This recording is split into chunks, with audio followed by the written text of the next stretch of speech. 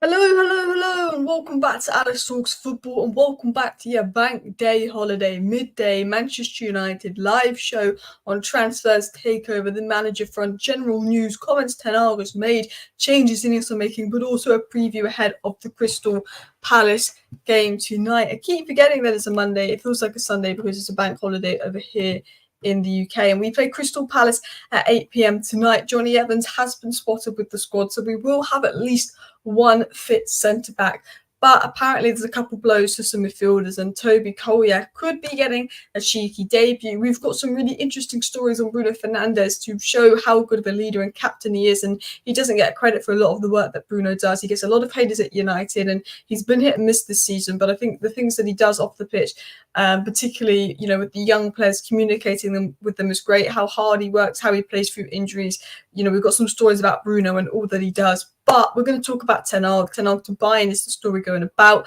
Brief coming out. Is that a brief coming out from Ten Hag's team to say, Ineos, tell me from here or not next season? Tell me from here or not? Ten Hag's getting frustrated with the lack of clarity on his future. Now I think his team is briefing stories that he's ready to go to Bayern Munich. We will talk about that. We will talk about comments Ten Hag's made about Man United managers not being backed and how that's got to change. And also, was he making a dig at players when he said he needs players with the right mentality? We're going to dive into some of Ten Hag's comments. So please do hit that like button if you have not already. Of course, subscribe down below if you're new. And let's dive into the show. And of course, let me know your thoughts down below why we are live.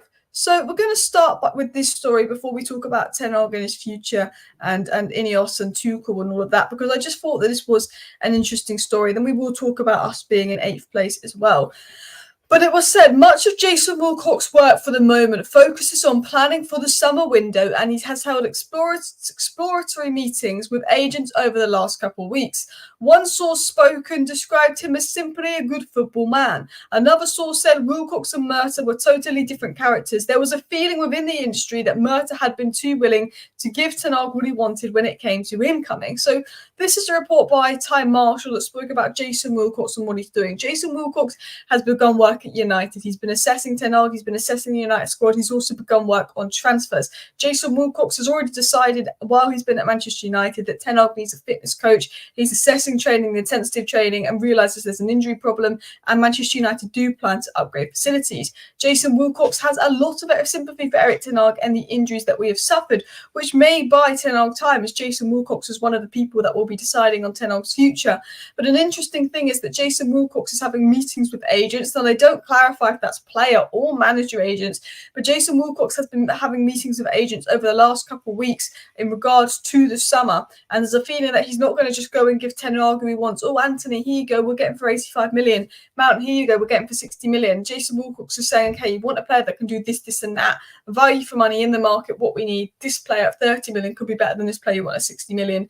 Jason Wilcock is doing business. Jason Wilcock actually has held talks with Elise's agent, but that was never truly confirmed. But there are talks and reports and rumours coming in that Wilcock and Elise's agent have held talks as well. And obviously some interesting talks have gone on with Todibo.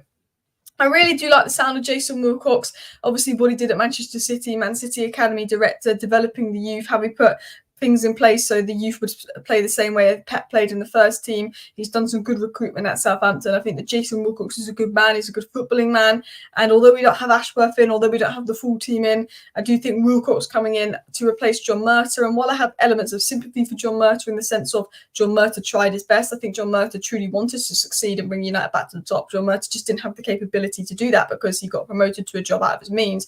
Jason Wilcock is someone that is a lot better than John Murta. He's someone that's worked his way up and got that role because he deserved it, not because he's friends with the Glazers, not because he's a banker, not because he's already within the club as well. Tonight we will bulk up Murta's was also completely inept, who couldn't do his job and viewed as a joke. That's the worrying thing as well.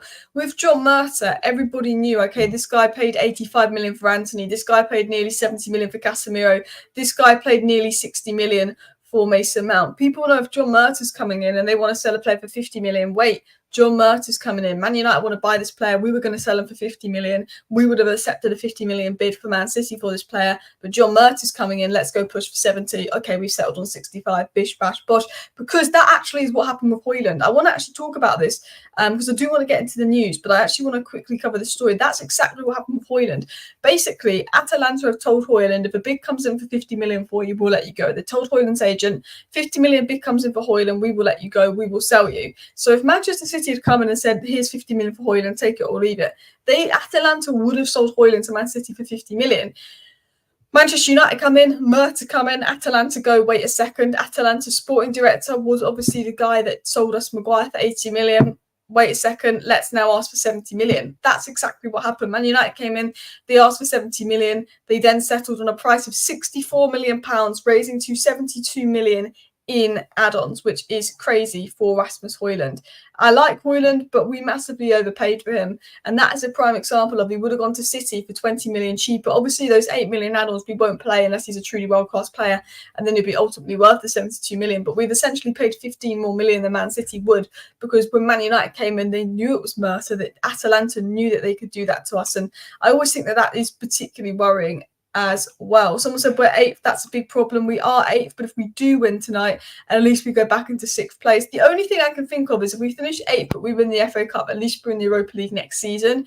But it is a bit worrying, because I do think that if you look at goal difference, Chelsea and Newcastle probably deserve to finish above us in terms of sustainability. They've played better than us for most of the season, and they have better goal difference for a reason. Like, we've massively overperformed our XG. Those teams have massively underperformed their XG, and statistically, those teams have deserved to win more matches that they haven't got points in, and we've got points in a lot of matches we haven't deserved to win, which does worry me that we could potentially finish 8th place, because we've got to play Arsenal, we've got to play Newcastle, and then Palace and Brighton away at 2 difficult games. Guys, please do continue to hit that like button, and of course subscribe down below if you're new. Erik ten Hag guarantees top 10 finish for Bayern. I mean, if you're at Bayern Munich and you don't finish in the top 3, I mean, you know, I feel like, what have you done? But Erik ten Hag, I think, will be a good manager for Bayern, which is why I want to dive in the Erik ten Hag to Bayern Munich stories. So it came out and said that Bayern Munich have held talks with Erik ten Hag's management in the last weeks.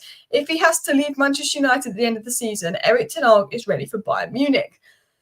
Erik ten Hag is ready for Bayern if it's decided he will leave at the end of the season. 2 other teams have already expressed an interest in Erik ten Hag. So reports are now coming out that Erik ten Hag is ready to move to Bayern Munich. He's ready for the Bayern Munich move.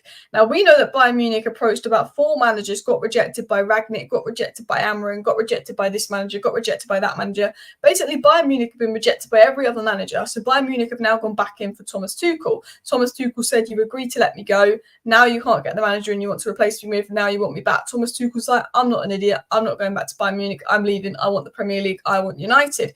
Could it be Tuchel to United, Erik ten Hag to Bayern Munich? That is the big question. So Tuchel's obviously not staying at Bayern. He's confirmed that. Bayern have been going for loads of managers. They can't get them in. I still think Oli would be a good option for Bayern. Bayern's now number 1 target is reportedly Erik ten Hag. And Erik ten Hag himself, if he is sacked from United, is open to going to Bayern Munich, which makes sense. I think if ten Hag is sacked, why would he just not work for a few years when he's got Bayern Munich knocking on his door? Not normally do you get sacked from a club and then Bayern Munich are picking you up. You know, Bayern Munich knew what he did at Ajax. He's obviously had previous work with Bayern Munich. You know, most managers, when they're sacked from Man United, you know, they can't just walk into another big job. But, you know, Bayern Munich are like, well, actually, at Manchester United, it's not the managers, it's the idiots that the managers have to work with. Bayern know that. So they've offered ten Hag a job. And I'm sure that if ten Hag is sacked, he will then take the Bayern Munich job. Why do I think this news is coming out? Why do I think this report's coming out that Erik ten Hag, is interested in Bayern? I think Erik ten Hag is frustrated that he's not been told if he's staying here or not next season. He's not been given clarity over his future. And I wouldn't be surprised if Erik ten Hag himself is letting his agent put out, you know, that he is open to walk to Bayern. So, you know, Ineos may feel that pressure to tie down his future, because obviously Thomas Tuchel is leaving Bayern as well. Go to Bayern and prove United wrong. The thing is, I think Erik ten Hag could be successful at Bayern. Obviously, Bayern's board and structure is better than ours, but it's not the best. But I think Erik ten Hag could be very successful. You know, Rangnick was wanted for Bayern for a reason. Rangnick's done a good job with Austria. David Moyes, considering, you know, I know he doesn't play the best football at West Ham, but David Moyes has done a decent job at West Ham, winning them a European trophy, getting them consistent European football. Like, West Ham have played European football like 3 of the last 4 years. They've won a European trophy. You know, you look at Man United managers. I obviously we haven't seen Oli. Mourinho was all right. Mourinho went to bad clubs, but I do think you look at Man United managers, and I do think I bet if they went elsewhere and they worked in a good environment, they would embarrass United. Like McKenna obviously wasn't manager, but he was assistant under Ollie. You know, they got hounded. McKenna, Carrick, Ollie got hounded. McKenna and Carrick are doing good jobs. And I think had Ollie actually got Declan Rice and had Ollie got this player and that player that he wanted, I do think Ollie's reign could have gone very differently. Because when I look back at it now, at the time I thought Ollie should have been sacked, and he probably should have been sacked at the time. But when I look back at it now and I think, well, actually, Ollie wanted this player, that player, that player. He wanted to play that way of football.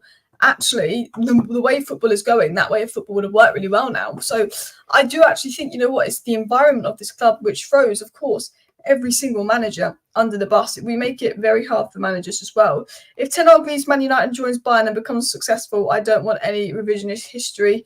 I mean, I think with Ten Hag, this season's been poor and it's been really bad. And I understand if Ten Hag is sacked based off how bad this season is. But I think also with the injuries and the poor recruitment and the environment at United, it's so difficult to judge a manager from what he does at United, because I think you can fail at United and still be a good manager and succeed elsewhere. I mean, I think Manchester United is the hardest job for any manager, because you've got the media on your back from day one. When you join Man United, the media want you out from day dot. The media thrives off United negativity. The media is going to make up stories about you. They're going to make up leaks. The media is going to spin stuff. They're going to spin dressing room issues. You've got player power issues, players with big egos that cry when you tell them they're not good enough. You've got to deal with players being massively overpaid and you can't sell them because the club have massively overpaid them. So you've got to keep players at the club that you don't want to play because you can't sell them. And then those players are messing about because you're not playing them, but you can't sell them because they're on high wages and they won't lower their wages, but have a hissy because you won't play them. And then you have to deal with the board, the recruitment, you know, the lack of communication from those above. I generally believe the Man United job is the hardest one of football. 54 says Erik ten Hag and Tuchel potentially swapping sounds like far too a fun story, probably made up. I doubt it's true. That said, Erik ten Hag winning the Bundesliga whilst Tuchel starts a massive role with United sounds super fun. And I think my biggest fear with Tuchel is long-term how he gets on with the board and what he does with the youth. I generally believe as a tactician, as a manager, Thomas Tuchel's actually a really good and underrated manager. But I think for the project that United are trying to build long-term with the youth, could Ten Hag potentially be a better manager for that? Even though Tuchel has shown a lot more this season, is tactically better than Ten Hag, could Ten Hag's youth and his vision with the right recruitment and moving into more of a head coach role, the manager role, be the right man to bring United forward is the big question as well. Alice, is Bruno out for the game today? There are reports and rumours that Bruno Fernandes will be out for the game today, but Bruno Fernandes is an absolute warrior, so I don't think you can ever rule Bruno Fernandes out of any game, despite rumours saying that Bruno will not be in the squad. I think that he is in the squad as far as I'm aware as well. Erik ten Hag said on Bruno Fernandes quotes that there's quotes about Bruno's future being taken out of context. Bruno is happy at United and I believe that he will be here the next 2 seasons. Man United have only scored 1 goal in their last 3 visits to Selhurst Park, which does make it a little bit particularly worrying as well. Yeah, big up everybody in the chat. Please do hit that like button. Of course, subscribe down below if you're new and more. Let's continue back into the Erik ten Hag to Bayern Munich story as well. It looks like Bayern Munich are looking for a manager for 1 season and they're probably waiting on Alonso. The thing is, I think Alonso's waiting on Real Madrid. I don't know if Alonso, and maybe this is me, but in the Bundesliga, they all seem to go to Bayern. You can be one of Leverkusen or Schalke's or Dortmund's best player and they all seem to go to Bayern. I'm just sitting this here now. Does Xabi Alonso go to Bayern? Because I think if you're a Bayer Leverkusen legend, you've won the league twice at Bayer Leverkusen, you've beat Bayern at Bayer Leverkusen. It's not like you've done a good job at Bayer Leverkusen, you've got them 3rd place, that you've won the league at Bayer Leverkusen. Why go to Bayern Munich? Do you know what I mean? Like, what? I don't know. Like, I feel like it's betrayal. I feel like it's betrayal. I know that they're not direct rivals, but I feel like him going from Bayer Leverkusen to Bayern Munich, I'd be annoyed if I was a Bayer Leverkusen fan. And maybe he'll have that loyalty to Bayer Leverkusen despite playing for Bayern Munich, saying, you know what, I'm going to go Real Madrid or I'm going to go abroad. Because I also think if he's won the Bundesliga twice, he might want a new challenge. But I do think that obviously they've got their what's it called? I've got what I was going to say. That they've got their eyes on him, of course. Alonso by Munich. But yeah, I think he'll want to do something long-term, Ten Hag as well. I'm not surprised with stories coming out before the game, me either. I mean, stories always come out before a game as well about future and manager and that as well. I think Ten Hag needs to learn more English. His press conference is sometimes incoherent. I think Ten Hag's English is absolutely fine. I think that Ten Hag, sometimes answers questions ways I wouldn't answer questions, and sometimes he's overly positive about United and disregards our problems. But I think he's being overly positive in the press conference because he's fed up of basically being attacked by the press. So he's sticking up for himself, but also he knows if he speaks badly of the player and says, yeah, we lost because this player's crap and that player's crap and that player's crap, he's going to fall out with the squad. I think Ten Hag, takes a lot of the blame and handles press conferences weirdly because he knows that a lot of the players at United can't take it as well. The fact that they are not even talking about Ten Hag's contract with 1 year to go means they don't want him. They want him to jump out. And that is a big concern there. Not even thinking of renewing Ten Hag's contract is a little bit of a sign there as well. I think Xavi's waiting for Carlo to leave in 2025. Yeah, I think Bayern Munich will be looking for a long-term manager. Give Erik Ten Hag 1 more year makes serious sense. If it goes wrong, we'll need an interim manager, hence writing off another season. Ineos have to sack him or extend his contract. But the difference this year is if we do get an interim manager in, it's an interim head coach, they will be signing players to play a certain style of football. So if Ten Hag is sacked, whoever replaces him will have to replicate that style of football, and the next manager to replace Ten Hag will replicate that style of football. So at least the recruitment in the summer was done with purpose, but I guess it is potentially another setback as well. I'd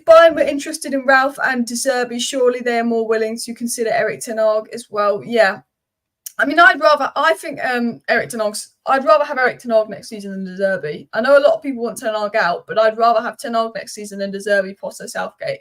I really would. I mean, Thomas Tuchel, I'm not totally convinced is the perfect replacement for Ten Hag. But if we replace Ten Hag with Thomas Tuchel, I'd be like, okay, I would have personally kept Ten Hag, but that's fine. I understand it. If we replace Ten Hag with De Zerbi, I would definitely say, you know what, I don't like that. I don't like the look of that as well. Darwin Núñez, interestingly, not Man United related, but Darwin Núñez has deleted all his Instagram posts related to Liverpool after receiving abuse from Liverpool fans online as well. So I wouldn't be surprised if Darwin Núñez potentially leaves Liverpool there. A little bit of an off-topic story there as well. It was said Thomas Tuchel is basically an interim manager based on his last 2 jobs. It will go bad sooner rather than later. And that is the worry with Thomas Tuchel. If Ineos are building a long-term project, I don't see Thomas Tuchel as a long-term manager. I think he's a good manager. I think he's a good tactician. But I think Ten Hag is someone that could potentially be a long-term manager. Now, let's talk about Thomas Tuchel. Let's talk about the manager news. Let's talk about some rumours and stories surrounding United. It was said many Manchester United players would love to play under Thomas Tuchel. Great. It's come from Sports PO, tier 2 source of information, probably making up for some clicks pre-match. But let's talk about the story. There has been rumours that some Man United players would love Southgate, some Man United players would love, Thomas Tuchel. If Man United players have been leaking that, absolute disgrace, absolute embarrassment to the club. But I'm actually going to be honest, and I'm going to stick up for the Man United players here. I don't think Man United players are leaking to the media, particularly Sports PO of all sources saying, we want to play under Tuchel, we want to play under Southgate. I think this is a story. This is going to be fixed. This is going to wind people up. Match day tomorrow. Let's put this out. There's probably Man United players that would love to play under Thomas Tuchel if Erik Ten Hag is sacked. But I don't think Man United players are saying, yeah, we want to play under Tuchel, not Ten Hag. Do you know what I mean? It was then said by Graham Bailey that Thomas Tuchel, Gareth Southgate and Graham Potter are all of interest to Manchester United should they opt to move on from Erik Ten Hag. United have also spoken to Hansi Flick in recent weeks. Again, I'm going to debunk personally this story in my opinion. Hansi Flick is desperate for his little move, so he's linking himself to United, Tottenham, Liverpool, Chelsea. I don't think we're in talks with Hansi Flick. I don't think anything's going on there. I think, he's linking himself to clubs because he wants that move. Thomas Tuchel, Gareth Southgate, Graham Potter are all of interest to Manchester United, apparently. Graham Potter and Thomas Tuchel are. Gareth Southgate, Ineos have a good relationship with, and Ineos like him, but he's not of interest to United to be the next manager on those stories. So I think there's a lot of news coming out about manager this, Ten Hag going to Bayern that, but it's not super credible, and it is coming out the night before a match. So I always think, take a pinch of salt. A lot of this news I think is a little bit BS at the moment as well. Do you know why Watkins is not on United's radar? Maybe age and maybe price because he's in the Premier League and Villa in English. Maybe I think United want to see if they can get someone that's a bit better value in the market, a bit more long-term as well. Southgate's a walking disaster. I agree. I wouldn't want Southgate. What do Tuchel, Southgate, Potter, De Zerbi have in common? Media darlings. Yeah, but I think once you go to Man United, you never become a media darling. Ten Hag was never a media darling. They wanted Ten Hag out from day dot. I don't know. I don't know if I feel like whatever manager we get, if it's Ten Hag or not Ten Hag, they'll want them out as well. Let's continue on into these next couple of stories, people, because we've got some comments that Ten Hag's made in his recent press conference, which I thought were quite interesting comments, and I actually wanted to talk about them and get your guys' point of view and opinion on these comments from Erik Ten Hag, because actually there was a lot of people that weren't happy with these comments and were replying like, "Why is he saying that? He sounds like a dickhead." But this is what Ten Hag had to say. Ten Hag said on signing players at United, apart from Jose Mourinho, the managers didn't get the players they wanted, and that's what you need. Ten Hag has come out saying, I didn't get the players I wanted, Mourinho did. And that's why people are annoyed, because I'd say Erik Ten Hag has arguably been back more than Mourinho. I think that Erik Ten Hag's signings have been worse, but I think Erik Ten Hag has ultimately had more money spent on him. Yes, he didn't get Harry Kane. Yes, he didn't get that player. Yes, he didn't get that player. But Ten Hag has had more spent on them than Jose Mourinho. Mourinho got some of his targets, but not all. Van Gaal got some of his targets, but not all. I think every Man United manager has got some of their targets, but not all, including Ten Hag. I wouldn't say that Ten Hag's had it any harder than any other manager. In fact, while recruitment's been shocking under Ten Hag, I think Jose Mourinho had to work with Woodward. And I think working with Murta is an improvement than working with Woodward. I think Ten Hag, out of all the managers post Alex Ferguson, with Woodward and Arnold, with Murta and Arnold, has probably been listened to the most. Probably listened to too much, which is why the recruitment is bad, and then why we've overspent our money on this player and not had money to bring in other players he wants. He has missed out on key targets. He's not been allowed this player and this player that he wanted, and we've overspent on that player, which is the reason he's not allowed this and that player, and that is incompetence from the board. But I will say one thing, as someone that's Ten Hag in, that's someone that has a lot of sympathy for Ten Hag with the poor recruitment he's had. I do think, to say Jose Mourinho got the players he wanted, I think is a lie. Jose Mourinho's final transfer winner was Diego Dalot, Fred and Lee Grant. Dalot was 20. Fred was a 50 million signing that wasn't even good enough long term, but did a job. And Lee Grant was Lee Grant. I think, Erik Ten Hag's not been fully backed. I think money-wise he's been backed, but recruitment-wise he's not been backed. And so has any Man United manager. And I think that's why every Man United manager struggle, because they've not been fully backed on the signings they want. But yeah, that quote from Ten Hag did cause a few problems by people as well. This sounds more like Ten Hag hitting back at Mourinho's comments that he wasn't backed like Ten Hag's been. Actually, that's a good point. When you know the context of that, that makes more sense, because if he's coming at Mourinho for no reason, it's a bit weird. But when Mourinho's saying Ten Hag's been backed, Ten Hag is sticking up for himself. And I do like that Ten Hag's sticking up for himself, because yes, financially Ten Hag's been backed, but actually if Ten Hag had a proper board and worked with proper competent sporting director, we probably would have signed a lease fee for 35 million instead of spending 85 million on Anthony, and then we'd have 50 million spare that could have gone towards getting a Declan Rice this summer or a Harry Kane this summer, who we could not afford as well. So I think there's elements of that, and I like that Ten Hag is now sort of starting to take a stance and stick up for himself and all of that as well. But I did think it was a bit of a random comment to make. Ten Hag then spoke about depth on whether he's asked Ineos for more depth. And he said, yes, that is one of the issues. I'm constructing the squad that we have to improve. We have to do things better and construct a squad with more depth. The most important thing is for us to get returning players back. But I am talking to Ineos about depth. And it's been made very clear that Ten Hag is talking to Ineos about injuries, the crisis he's suffering, and of course his plans ahead of next season as well. Jose had one good summer window, and most of those proved short-term or injury-prone as well. Yeah, Jose had that one really good window, and then he was just basically gone as well. Erik Ten Hag ready for Bayern clickbait. It's what the media is saying. The media is basically saying Erik Ten Hag is ready for Bayern. He's ready for Bayern. I don't make up the news. I just report. Like, this channel reports what has been said. Plettyberger said Erik Ten Hag is ready for Bayern. That's why the title is ready for Bayern. I don't necessarily know if that's true, because Florian Plettyberg might be full of BS, but we're a YouTube channel. We're not journalists. We just report on what obviously all the other people are reporting on here as well. De Ligt, I'm not a big fan of De Ligt. If Erik Ten Hag falls fifth place out the hat, we cannot remove him if he gets that. I mean, if we win all our games and everyone else around us loses, like Tottenham drops points, we could actually technically get fifth, but I don't see that happening as well. Jose doesn't develop youth. He's a win now manager, and I think Tuchel's got elements of that as well. People saying it's all propaganda, Ten Hag isn't going anywhere. I wouldn't be surprised if Ten Hag stays. I'm 60-40 and 60 that Ten Hag will leave. But there's some people putting out that, Ten Hag will go, the decision's been made. There's people jumping ahead of the gun. No decision has been made on Ten Hag in his future. So, people are sort of saying, Ten Hag's gone, this and that. No decision's been made. It looks like he'll go. It looks like they'll make a decision to part ways with Ten Hag, but no decision has been made on Ten Hag's future. That is one thing that, we know. And I think journalists do jump the gun saying, Oh, he's gone. Oh, he's gone. Ten Hag's annoying me with his comments on Jose. Yeah, it's a bit of a weird comment to make, but I think when you got to consider that Jose took digs at Ten Hag, I think then you can maybe understand the context of, okay, that makes a little bit more sense now when you know what Jose said about Ten Hag.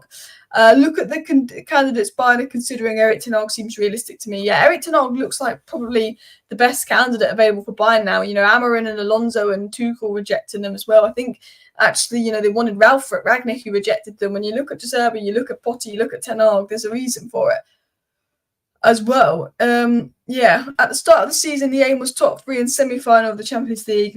So no, the season's not overachieving. Exactly. I think with the injuries and stuff, had we finished 4th this season and not won a trophy with the injuries and stuff, I'd have probably said it was a good season.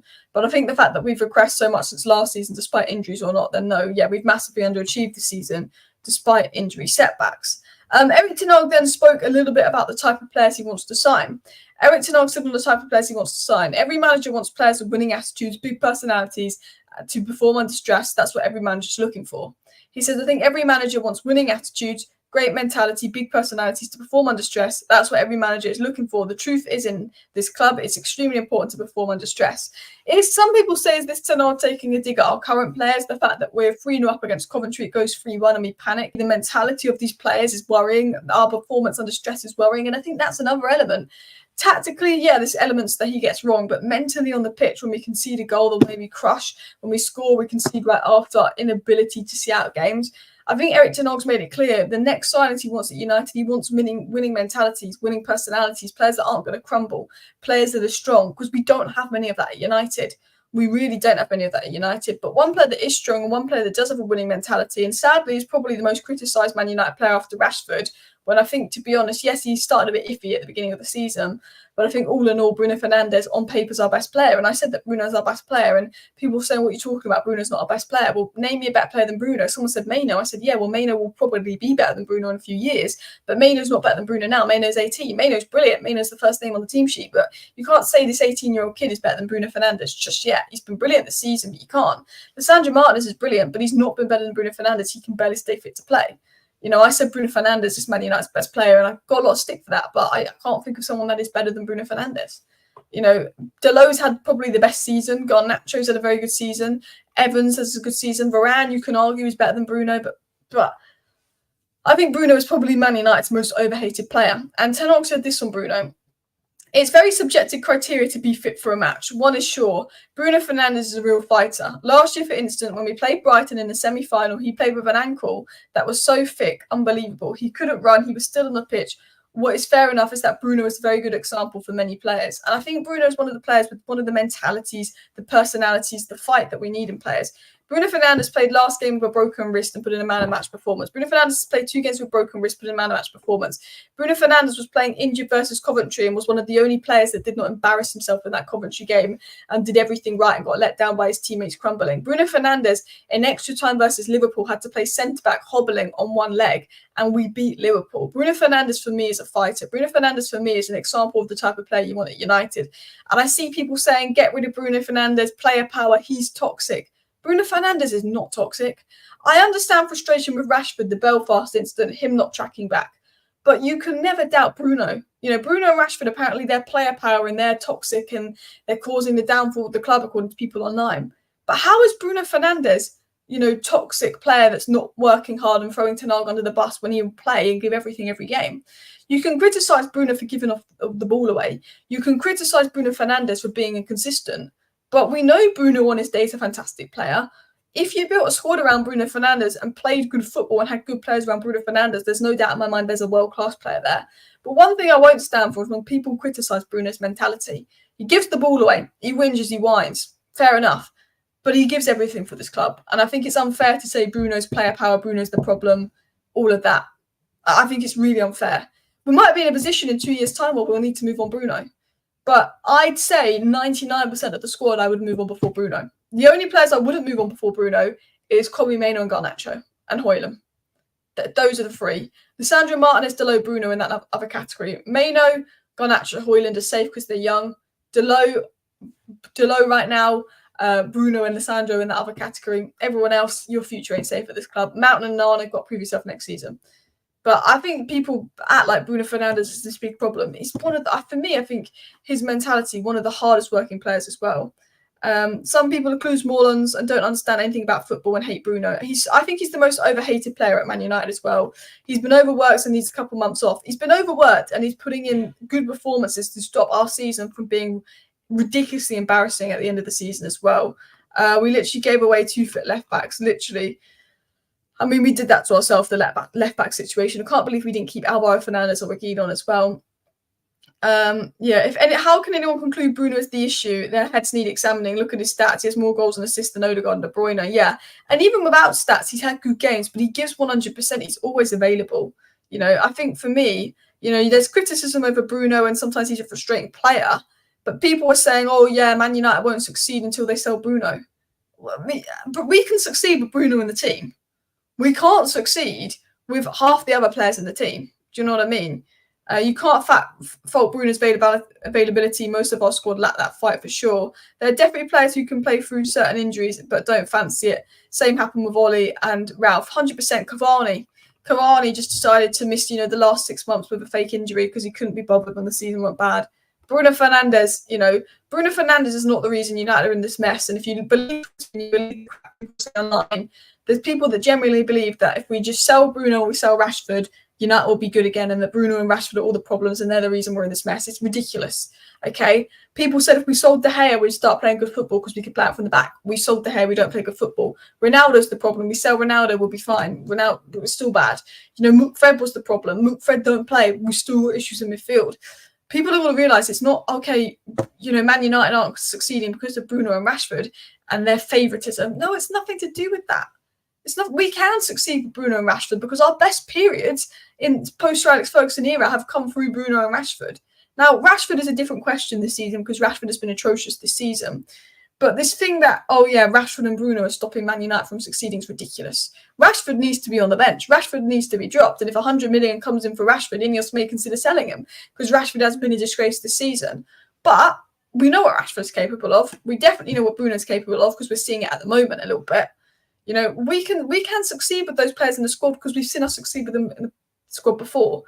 They're not the reason we're not winning titles. The reason Man United are not winning titles is because 99% of the squad isn't good enough. Some of the tactics are wrong. The recruitment is absolutely dreadful, so we're recruiting the wrong players. We've had problems with injury. It's not, okay, you sell Bruno, you sell Rashford, we're going to win trophies. Some people genuinely believe they're the reason we're not going to be a good team. Okay, maybe Rashford might have to be sold with the way he's playing at the moment, but you can win stuff with them. You can't win a league title with Lindelof playing centre-back every week. You can't win a league title with Anthony right wing every week. But you can win a league title with Bruno Fernandes as a 10. For me, you can. Not seen any rehab photos or team building this season. Højlund needs service for sure. Bruno's given everything and played through all his injuries. Once he knows he isn't favoured suddenly and injury. Yeah, Bruno gives everything for this club. Højlund definitely needs more service. And the one disappointment for Bruno is I don't think he gives Højlund as much service. But I do think that Højlund needs to improve his runs. I do think as well. Say no to players who are lazy off the ball. I agree. Some of our players are lazy off the ball and they need to do better as well. Ten Hag was told by medical staff that Shaw and Molasse would be back fit. And to be fair to Ten Hag, that wasn't his fault. The medical staff said, you don't need a left back. They'll both be back fit in January and they weren't fit. Continuing on to injuries, Eric Ten Hag did say this on the injury front. I've managed for over 10 years and I've never had this experience. I've never experienced this amount of injuries. It's huge. In 10 years of management, Eric Ten Hag has never had an injury crisis like this. And some of it is probably down to Man United players, certain Man United players being available and probably not wanting to be available because things gone wrong. Some of it's down to maybe Ten Hag's rigorous training routine for sure. Some of it's down to, the World Cup, the extra minutes, the extra games. Some of it's down to the incompetent medical staff. And some of it's down to luck. There's many factors in it. But this injury crisis has been a joke. And Ten Hag said, now in some positions we don't have choices. In left back, we don't have a choice. Luke Shaw started 15 games all season. There's only 15 games all season where we've actually been able to start a left back. And in at least 5 of those games, Luke Shaw was playing injured, so he wasn't at his best. And I do have a lot of sympathy for Ten Hag in regards to injuries. I do want to talk about the Crystal Palace game. It said that Toby Collier is expected to feature in the Crystal Palace game and be on the bench and could get minutes if more midfield injuries occur. Man United need players that track back. I agree. Højlund doesn't get service. He doesn't. A young developing line new to the Premier League. He needs a competent backup. I agree with that as well. The problem is who's going to buy Man United players. True. The big problem we're going to face right now is we need to sell a lot of players to buy a lot of players, and we need to buy a lot of players. But to do that, we need people to buy our players, and that's going to be difficult because we do have good players, and they've got a lot of our players that we sold have done well elsewhere. But it's the wages they're on. It's the wages they're on that makes it particularly difficult. But listen, people, because I'm going to be back live at 8 p.m. tonight, I'm going to wrap up the live show here. Please do hit that like button if you haven't already. And of course, subscribe down below to Alice Talks Football if you're new and want to stay up to date with all the latest Manchester United news, transfer news, takeover news, and general news. Big up everybody in the chat. See you next time. Bye.